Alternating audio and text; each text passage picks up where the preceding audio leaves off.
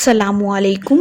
आज की वीडियो में हम ग़ज़वा तबूक के बकिया हालात व वाक़यात के बारे में बात करेंगे। आज की वीडियो का मौजू है लश्कर इस्लाम की रवानगी।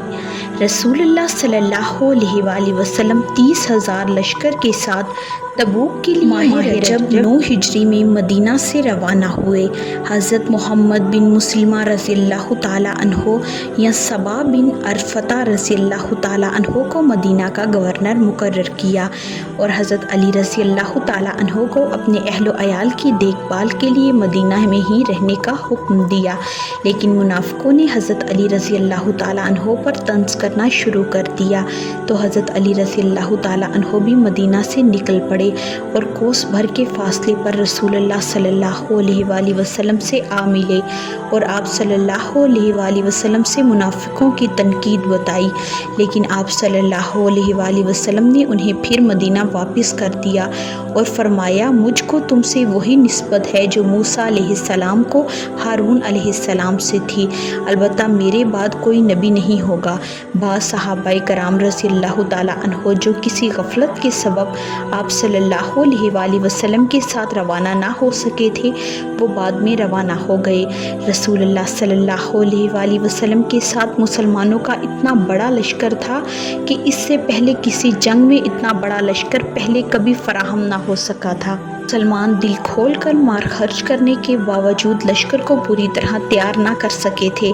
इसमें सवारी और तोशे की सख्त कमी थी। बाज़ मुसलमानों को रसूलुल्लाह सल्लल्लाहु अलैहि वसल्लम ने रवानगी से सिर्फ इसीलिए रोक दिया कि सवारी का इंतज़ाम नहीं था और वो लोग रोते हुए वापस हुए थे। इस बात का अंदाज़ा इसी से हो सकता है कि 18-18 आदमियों के लिए एक ऊँट था जिस पर वो बारी बारी से सवार होते थे और खाने पीने के लिए अक्सर पत्तियां इस्तेमाल करनी पड़ती थीं, जिससे होंठों में वरम आ गया था। तंगी के बावजूद ऊँटों को ज़िबा करना पड़ा था ताकि इसके मैदे और आंतों के अंदर जमा शुदा पानी पिया जा सके, इसलिए उसका नाम जैश इसरत यानी कि तंगी का लश्कर पड़ गया। कुछ मुनाफिक जो मुसलमानों को बददिल करने के लिए लश्कर में शरीक हो गए थे, अपनी नाकामी देखते हुए रास्ते से पलट आए। लश्कर इस्लाम के रास्ते में कौम समूद की तबाहशुदा बस्तियाँ आईं।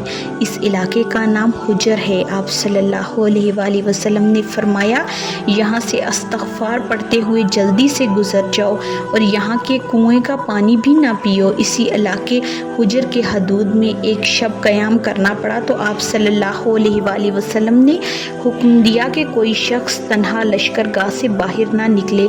जब आप सल्लल्लाहु अलैहि वसल्लम तबाहशुदा बस्तियों के खंडर के करीब से गुज़रे, तो आप सल्लल्लाहु अलैहि वसल्लम ने चादर से अपना मुँह छुपा लिया और सवारी को तेज़ कर दिया। आप सल्लल्लाहु अलैहि वसल्लम ने फरमाया कि जब जालिमों और गुनाहगारों की बस्ती में जाओ तो दौड़ते हुए इस्तग़फ़ार पढ़ते हुए जाओ कि मुबादा हमें भी ये मुसीबत पेश ना आ जाए।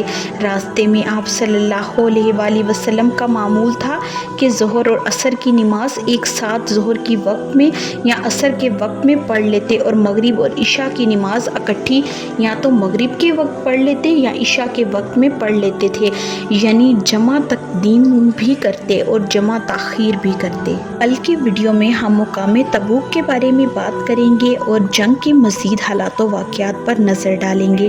वीडियो को एंड तक देखने का बहुत शुक्रिया। अगर आपको आज की वीडियो पसंद आई हो तो लाइक, शेयर, कमेंट और सब्सक्राइब ज़रूर करें और घंटे के निशान को दबाएं ताकि आपको आने वाली वीडियोस की नोटिफिकेशन बर वक्त मिले।